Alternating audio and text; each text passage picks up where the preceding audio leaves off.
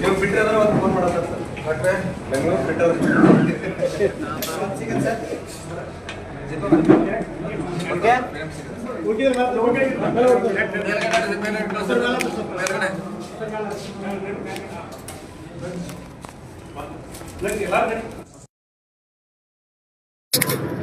Okay.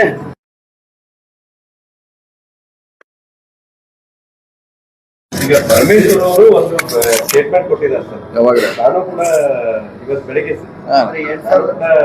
CM ಆಕಾಂಕ್ಷಿ ಅದೇನಿ 2013 ಆಗ್ಬೇಕಿತ್ತು, ಅದು ಕಾರಣಗಳಿಂದ ಆಗಿಲ್ಲ. ಸರಿ, ಅಂತದೊಂದು ಅವಕಾಶ ಬಂದ್ರೆ ನಾನು ಆಗ್ತೀನಿ. ಅದರಲ್ಲಿ ತಪ್ಪಿದ್ದಾರೆ, ಏನು ತಪ್ಪಿಸಲಿಲ್ಲ, ಸರಿಯಾಗಿದೆ. ಈಗಾಗಲೇ ಅವ್ರು ಮುಂಚೆ ಕೂಡ ಹೇಳಿದ್ದಾರೆ, ನಾವು ಕೂಡ ಆಕಾಂಕ್ಷಿ ಇದ್ದೀವಿ.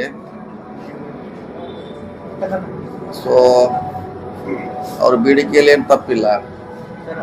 ಯಾಕಂದ್ರೆ ಈಗ ಈ ಪಕ್ಷಕ್ಕೆ ಮೇನ್ ವೋಟರ್ಸೇ SC ST ಮೈನಾರಿಟಿ. ಅವ್ರಿಗೆ ಪ್ರಾತಿನಿಧ್ಯ ಸಿಗಬೇಕಂತ ಬಹಳ ದಿನಗಳಿಂದ ಆಸೆ ಇದೆ. ಇನ್ನೊಂದು ಮಾತು ಹೇಳಿದೆ ಸರ್, 2013-14 ಕೆಲಸ ಮಾಡಿದೀವಿ ಅಧ್ಯಕ್ಷರು. ಕರೆಕ್ಟ್. ಜೊತೆಗೆ ನಾ ಎಲ್ಲೂ ಕೂಡ ಅಧಿಕಾರದ ಏನು ನಾನು CM ನಾನಾ ಕೆಲಸ ಮಾಡಿದ್ದೀನಿ, ನಾನೇ ಸರ್ಕಾರ ತಂದಿನಿ ಅಂತ ಹೇಳಿಲ್ಲಪ್ಪ ಅನ್ನೋದು ಮಾತನ್ನು ಕೂಡ ಹೇಳಿದ್ದಾರೆ. ಕರೆಕ್ಟ್. ಈ ಪಕ್ಷ ಬರ್ಲಿಕ್ಕೆ ಬಹಳಷ್ಟು ಜನ ಪರೋಕ್ಷವಾಗಿ ಇದ್ದಾರೆ. ಇದು ಹೆಂಗಾಗಿದೆ ಅಂದ್ರೆ, ಉದಾಹರಣೆ 1960 ಒಳಗೆ ತೇನ್ ಸಿಂಗ್ ಹೆಸರು ಕೇಳಿದ್ರೆ, ಹಿಮಾಲಯ ಪರ್ವತ ಏರಿದಾಗ ಇಡೀ ಜಗತ್ತಿನ ಎಲ್ಲ ಪೇಪರು ಬರ್ದಿವಿ, ತೇನ್ ಸಿಂಗ್ ಅವರು ಹಿಮಾಲಯ ಏರಿದ್ರಂತ. ಅವನ ಜೊತೆ ಇನ್ನೂ 14 ಜನ ಇದ್ರು, ಅವ್ರ ಹೆಸರು ಬರ್ದಿಲ್ಲ. ಇದು ಹಂಗೆ, ಇದು ಇನ್ನದಾರ, ಇನ್ನೂ ಬಹಳ ಜನ ಅದಾರೆ. ತೇನ್ ಸಿಂಗ್ ಹೆಸರು ಮಾತ್ರ ಬತ್ತು, ಹಿಮಾಲಯ ಪರ್ವತ ಏರತ್ತ. ಅವನ ಜೋಡಿ ಇದ್ದ, ಟೆಂಟ್ ಹೊರವ, ಚಹಾ ಮಾಡವ, ಅಡಿಗೆ ಮಾಡೋರು ಎಲ್ಲರೂ ಇದ್ರು. ಈ ಪಕ್ಷ ಬರ್ಲಿಕ್ಕೆ 14 ಇರ್ಬೋದು, ಅಥವಾ ಎಲ್ಲ ಶಾಸಕರು ಅವ್ರದೇ ಅಂತ ಕೊಡುಗೆ ಇದೆ. ಬರ್ಲಿಕ್ಕೆ ಅವ್ರದೇ ಸ್ವಂತ ಎಫರ್ಟ್ಸ್ನಿಂದ ಬಂದಿದ್ದಾರೆ, ಅವರು ಪಕ್ಷದ ಸಪೋರ್ಟ್ನಿಂದ.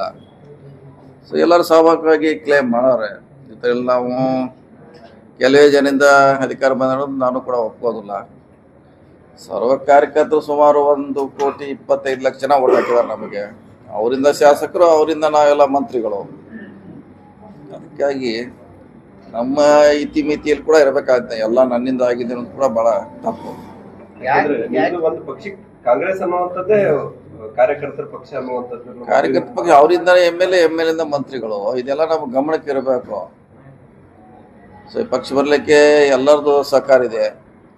ಶಾಸಕರು ಕೂಡ ತಮ್ಮದೇ ಅಂತ ಕಷ್ಟದಲ್ಲಿ, ಇನ್ನೂ ಕಷ್ಟದಲ್ಲಿದ್ದಾರೆ. ಬಹಳ ಜನ ಶಾಸಕರು ಅವರು ಆರಿಸಿ ಬಂದಿದ್ದಾರೆ, ಫಸ್ಟ್ ಟೈಮ್ ಕೂಡ ಬಂದಿದ್ದಾರೆ. ಸೊ ನಾವು ಒಬ್ಬರಿಂದ, ಕೆಲವು ಜನರಿಂದ ಸರ್ಕಾರ ಬಂದಿದ್ದು ನಾವು ಒಪ್ಕೋದಿಲ್ಲ. ಪಕ್ಷ ಜೊತೆಗೆ ಶಾಸಕರ ಶ್ರಮ, ಕಾರ್ಯಕರ್ತ ಶ್ರಮದಿಂದ ಈ ಸರ್ಕಾರ ಬಂದಿದೆ ಅನ್ನೋದು ಎಲ್ಲರೂ ಗಮನಿಸಬೇಕು. ಅಲ್ಲ, 14 ಉದಾಹರಣೆ ಹೇಳಿದೆ, ಆದ್ರೆ ಎಲ್ಲರೂ ಇದ್ದಾರೆ. ಅಂದ್ರೆ ಅವ್ನ ಜೋಡಿ ಅವಾಗ 14 ಇದ್ರು, ಈಗ ಜಾಸ್ತಿ ಇದ್ದಾರೆ. ಹೌದಾ, ಅವ್ರ ಹೆಸರು ಬರ್ದಿಲ್ಲ. ಹಾಗೆ ಆ ಥರ ಎಲ್ಲರಿಗೂ ಅಷ್ಟೇ ಪ್ರಾಮುಖ್ಯತೆ ಸಿಗಬೇಕನ್ನೋದು ನಮ್ಮ ಉದ್ದೇಶ. ಮುಖ್ಯಮಂತ್ರಿ ಆಗಲಿಕ್ಕೆ ಮಾಡೋದು ಬಿಡೋದು ಹೈಕಮಾಂಡ್ ಮಾಡ್ತಾರೆ. ಅದೇ ಆ ಬಗ್ಗೆ ಹೇಳಲಿಕ್ಕೆ ಹೋಗಲ್ಲ. ಆದರೆ ಈ ಪಕ್ಷ ಬರಲಿಕ್ಕೆ ಎಲ್ಲರೂ ಸಹಕಾರ ಇದೆ. ಅದನ್ನ ಕೆಲವೇ ಜನ ಅದನ್ನ ನಂದೇ ಶ್ರೇಯಸ್ ಅಂತ ತಗೊಳ್ಳಕ್ಕೆ ನಾವು ಒಪ್ಪೋದಿಲ್ಲ. ಎಲ್ಲರಿಗೂ ಇದೆ, ಎಲ್ಲರಿಗೂ ಅಧಿಕಾರ ಸಿಗಬೇಕು. ಈಗ 8 ವರ್ಷ ಇದ್ರು ಪರಮೇಶ್ವರ್ ಅವ್ರು ಸುಮ್ಮನೆ ಇದ್ರು, ಬಹಳಷ್ಟು ಕಾರ್ಯಕ್ರಮ ಮಾಡಿದ್ರು, ಸರ್ಕಾರ ಬಂತು. ಸೊ ಆ ರೀತಿ ಆಗ್ಬೇಕಂತ ನಮ್ಮ ಭಾವನೆ ಅಷ್ಟೇ.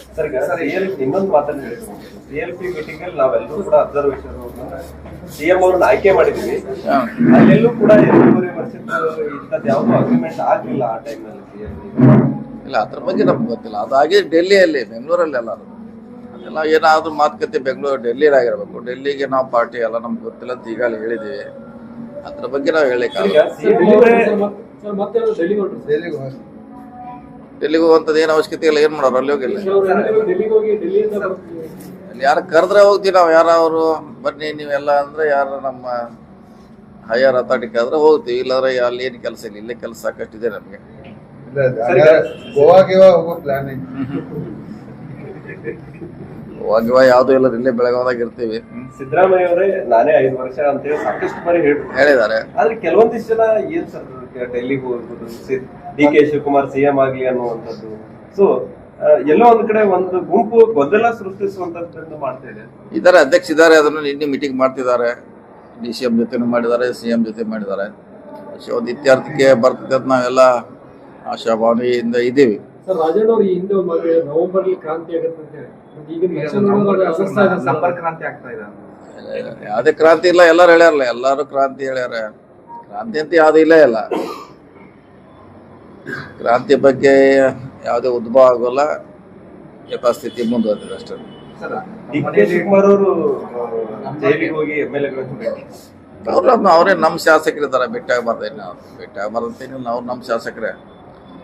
ಇಂದು ಕೂಡ ಹೋಗಿದ್ರು, ಅವ್ರು ಭೇಟಿ ಆಗಿದ್ರು. ಸಾರಿ, ವಿನಯ್ ಕುಲಕರ್ಣಿ ಅವ್ರಿಗೆ ಭೇಟಿ ಆಗಿದ್ರು. ಇಂದು ಸರ್ ಏನೂ ಇಲ್ಲ ಅಂತಿದ್ರ, ಅಂಡರ್ ಕರೆಂಟ್ ಶಾಕ್ ಹತ್ತಿದಂಗೆ ಕಾಣ್ತಾ ಇದೆ. ಯಾವ್ದು ಕ್ರಾಂತಿನೂ ಇಲ್ಲ, ಏನೂ ಇಲ್ಲ, ಎಲ್ಲ ಸರಿಯಾಗಿದೆ ಅಂತ ಇದೆ.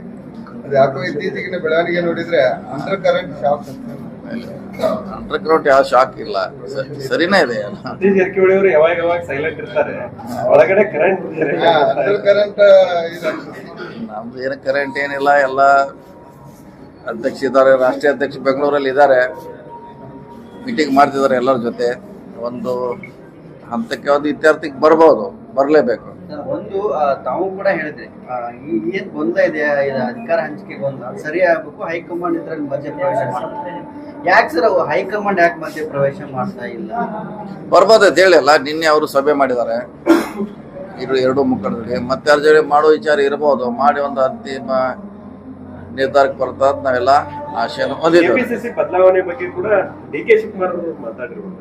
ಏನತ್ರ ಅಂದ್ರೆ ಈ ಅವಕಾಶ ಬಂದಾಗ ಎಲ್ಲವನ್ನೂ ಬಿಟ್ಕೊಡ್ಬೇಕಾಗತ್ತೆ, ಅಧಿಕಾರ ಹೇಳಿದ್ರೆ ಮತ್ತೆ ಹೌದು, ಪಕ್ಷಕ್ಕೆ ಎಷ್ಟು ಇರ್ಲೇಬೇಕು, ಒಂದು ಲಿಮಿಟ್ ಇದ್ದೇ ಇರ್ತದಲ್ಲ. ಬದಲಾವಣೆ ಮಾಡುವಂತ ಒಂದು ಕಾಲ ಬಂದೇ ಬರ್ತದೆ, ಯಾವುದೇ ಹುದ್ದೆ ಇದ್ರು. ಸೊ ಇವತ್ತು ಬರ್ಬೋದು, ಇನ್ನೊಂದು ವರ್ಷ ಬಿಡ್ಬೋದು, ಯಾವುದೇ ಒಂದು ಸಂದರ್ಭದಲ್ಲಿ ಬರ್ಬೋದು. ಸಿಎಂ ರೇಸಲ್ಲಿ ತಾವೇನಾದ್ರೂ ಹೇಳಿದ್ರಲ್ಲ, ಇಲ್ಲ ಅದನ್ನಿಂತ ಕೇಳಕ್ ಹೋಗ್ಬೇಡ್ರಿ, ಹೇಳುವಂತ ಅವಶ್ಯಕತೆ ಇಲ್ಲ. ಹೆಚ್ಚಿನ ವಿಡಿಯೋಗಳಿಗೆ ಪ್ರತಿಧ್ವನಿ ಯೂಟ್ಯೂಬ್ ಚಾನೆಲ್ ಸಬ್ಸ್ಕ್ರೈಬ್ ಮಾಡಿ, ಬೆಲ್ ಐಕಾನ್ ಕ್ಲಿಕ್ ಮಾಡಿ.